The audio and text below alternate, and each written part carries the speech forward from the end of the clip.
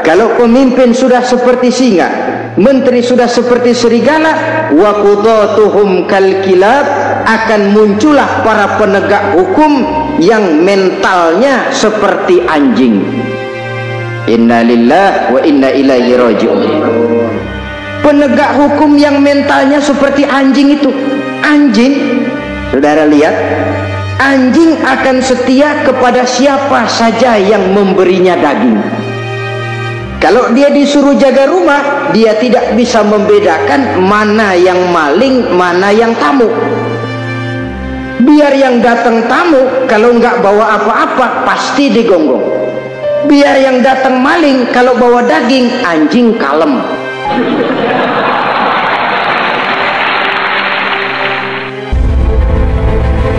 Welcome to your channel QNC, berdiri kokoh di tengah.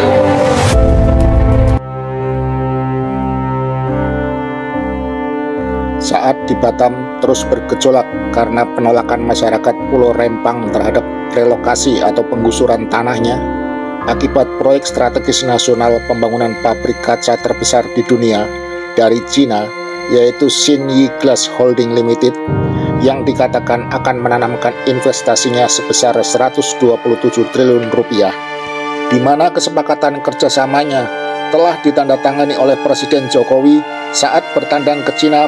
Bahlil Lahadalia pun sebagai Menteri Investasi Indonesia meyakinkan bahwa dengan dibangunnya proyek pabrik kaca tersebut akan menciptakan lapangan kerja sebanyak 35.000 jiwa.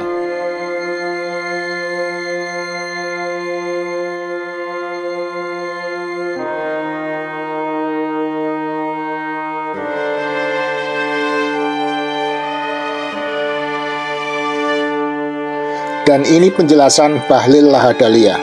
Saya ingin menyampaikan oleh-oleh yang paling paten apa yang disampaikan oleh Ibu Menlu tadi, bahwa hari ini Bapak Presiden menyaksikan penandatanganan MOU antara pemerintah Indonesia dengan perusahaan yang namanya Xinyi. Xinyi ini perusahaan terbesar di dunia, pemain kaca. Market share-nya 20% lebih, kurang lebih sekitar 26% market share dari perusahaan ini.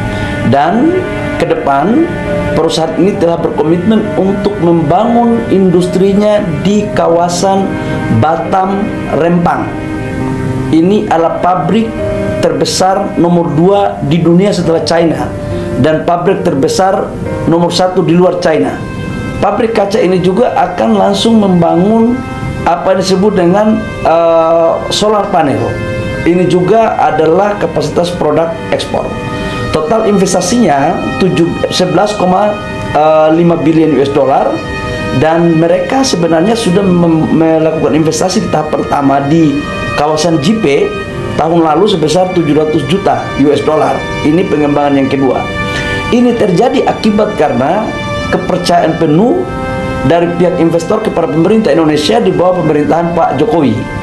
700 juta setelah mereka cek, ternyata apa yang mereka rasakan sangat baik, dan mereka ingin mengembangkan bisnisnya dan menciptakan lapangan kerjaan kurang lebih sekitar 35.000. Tapi harus diingat bahwa Bahlil belum lama ini telah disentil oleh anggota Komisi 6 dari Partai Golkar, Nusron Wahid, tentang proyek ratusan triliun, yaitu proyek DME di Sumatera Selatan, yang setelah di groundbreaking oleh Presiden Jokowi tiba-tiba batal tanpa kabar.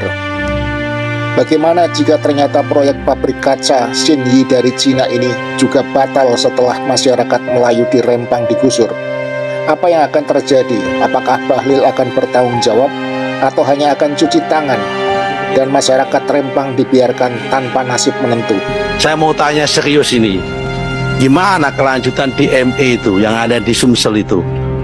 Barang sudah di groundbreaking oleh Presiden, semua sorot TV menulis, apa TV itu menyorot secara langsung, YouTube live, sosial media live, apalagi online memuat.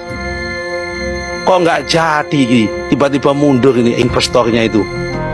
Presiden datang ke sana. Jika demikian, apakah ini tidak menandakan bahwa tidak profesionalnya pekerjaan seorang menteri investasi? Di sisi lain, Jokowi sendiri hanya merespon dingin persoalan-persoalan yang timbul seperti konflik penggusuran warga Rempang ini. Dengan ringan, Jokowi berjanji akan memberikan ganti tanah seluas 500 meter plus bangunan tipe 45 kepada warga masyarakat Rempang yang tergusur. Rasanya gurih amat ya kalau mendengarnya. Tapi, apakah masih percaya kita terhadap janji-janji Jokowi? Ya, itu komunikasi yang kurang baik lah. Saya kira kalau warga ajak bicara, diberikan solusi, karena di situ sebetulnya sudah ada kesepakatan bahwa warga akan diberi lahan 500 meter. Plus bangunannya 40 tipe 45.